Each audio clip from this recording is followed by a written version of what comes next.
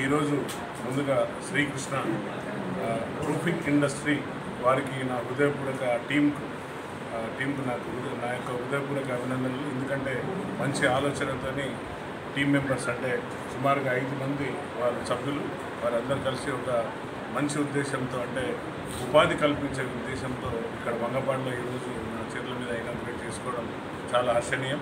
వారి కుటుంబానికి వారు అందులో ఉండే పనిచేసే ప్రతి ఒక్కరికి నేను హృదయపూర్వక శుభాకాంక్షలు చెప్తున్నాను. సో ఇది ఇంకా అభివృద్ధి చెందాలని, ఇలాంటి ఇంకా 2-3 ఇండస్ట్రీస్ మన వరంగల్ చుట్టూ నగరం చుట్టూ పెట్టాలని నేను కోరుకుంటున్నా. ఎందుకంటే వరంగల్ నగరం కాంగ్రెస్ ప్రభుత్వం వచ్చినాక చాలా స్పీడ్గా అభివృద్ధి చెందుతుంది. కాబట్టి ఇందులో సుమారుగా 15 నుండి 20 మందికి ఉపాధి కలుగుతుందని సోదరుడు శ్రీనివాస్ చెప్పారు. సో ఇలాంటి ఇంకా ఇండస్ట్రీస్ రావాలని నేను కోరుకుంటున్నాను. నా ఉద్దేశం కూడా, నా యొక్క ఎయిమ్ కూడా అదే. తప్పనిసరిగా అతి త్వరలో కొన్ని ఇండస్ట్రీస్ మన నగరానికి అంటే వర్ధనపేట కాన్స్టిట్యున్సీ చుట్టూగా ఉంటుంది, అభివృద్ధి చెందే నగరం కాబట్టి తప్పనిసరిగా ఇండస్ట్రీ కోసం ట్రై చేస్తున్నాను. మన సీఎం గారి సభలో కూడా నేను రిక్వెస్ట్ చేయడం జరిగింది. మనకు కోచ్ ఫ్యాక్టరీ ఇంపార్టెంట్, ముందు ఆ కోచ్ ఫ్యాక్టరీ రావాలి. కోచ్ ఫ్యాక్టరీ వస్తే ఆటోమేటిక్గా ఎయిర్ప్లేన్ అంటే ఎయిర్పోర్ట్ కూడా మనకు అభివృద్ధి చెందుతుంది. సైమల్టేనియస్ ఎయిర్పోర్ట్ అండ్ ఈ కోచ్ ఫ్యాక్టరీ అలాగే ఇంకా ఇండస్ట్రీస్ వచ్చే దిశగా ఆలోచిస్తున్నారు ప్రభుత్వం.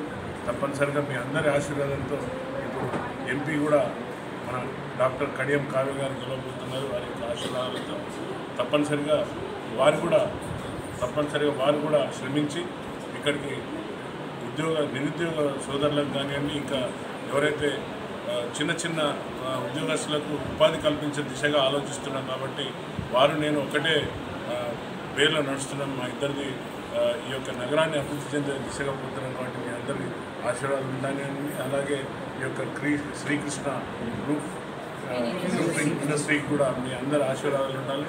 అందరికీ అందుబాటులో ఉంటారు కాబట్టి మరొకసారి వారందరికీ శుభాకాంక్షలు తెలుపుతూ